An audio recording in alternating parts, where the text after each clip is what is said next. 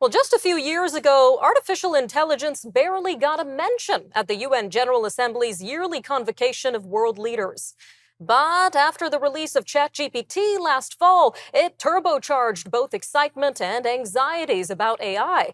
And it's a sizzling topic at diplomacy's biggest gathering. It comes as governments at various levels are mulling, and some have already passed regulation.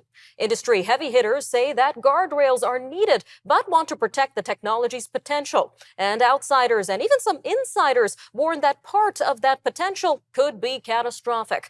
Well, joining us now to unpack this further is Brendan Caldwell, director at Caldwell Securities Ltd. Brendan, welcome back to Forum Daily. Thanks. Glad to be here, Nima. So considering how rapidly this world of AI continues to evolve, just how much AI do you believe will be needed in the future? Well, all of it.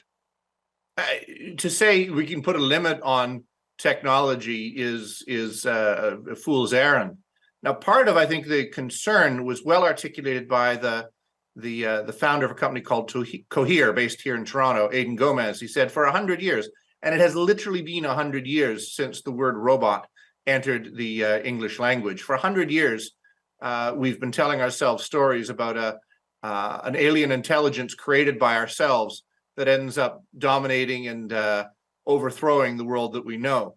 So I think there is the 100 years of received wisdom about how bad this can be, on top of the usual dislocations that come from really any new technology entering the marketplace from the Industrial Revolution onward.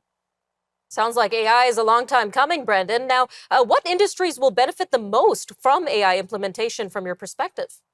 I think there will be a lot of benefit, but a lot of dislocation. To say what will benefit most from AI will be like to say what will benefit most from computers or the interwebs. And you could say, well, retail has benefited tremendously from the ability for people to go online and buy online. But that doesn't mean traditional department stores or storefronts have benefited. The amount of goods sold has skyrocketed while the storefronts have suffered by comparison. So there will be considerable dislocation. And I think in professional industries as well, I think you will see benefits, but also fairly disruptive transition, so that what was done before, the way business was done before, may not work as well in the future. All right, Brendan, and what about the financial industry? How do you see AI impacting your industry in particular? Well, I think both the financial industry and all of the professional industries, accounting, law, so many of them will, I think, be given a choice. Go hard one way or the other. Either go really hard into technology, do mass market at low margins using AI, or really double down on the interpersonal. Because there is a premium to the human connection that we've seen over COVID. We would have thought that generations younger than I would have thrived just doing everything electronically. Turns out they're the ones that got hurt the most by being isolated for so long. So either I would suggest to any budding professional in our industry or any other to either understand the technology really well and or develop the interpersonal skills, because interpersonal skills are not natural. They're all learned, with me especially.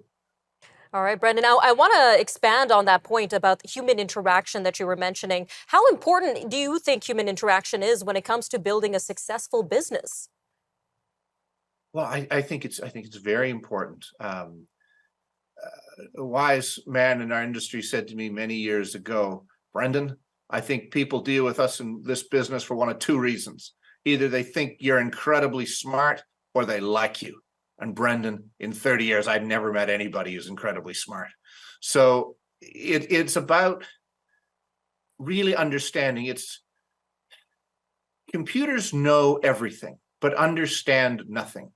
And it may be a while, notwithstanding the movies, before computers genuinely have empathy.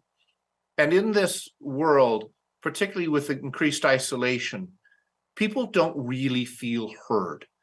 If, as a professional, you can help people articulate their deepest hopes, fears, concerns, whether it's about finances or whatever they're going through, and as a professional, help them to say the words out loud to another human being, to understand, to empathize, and then to help them with a solution in a way that makes them believe that that is designed for them because you've really heard them. That kind of skill set, it will be a long time before the Turing test is passed by any artificial intelligence yet created. Some very good points. Brendan, thank you again for joining us today on Forum Daily. Thank you, Nima. We'll be right back.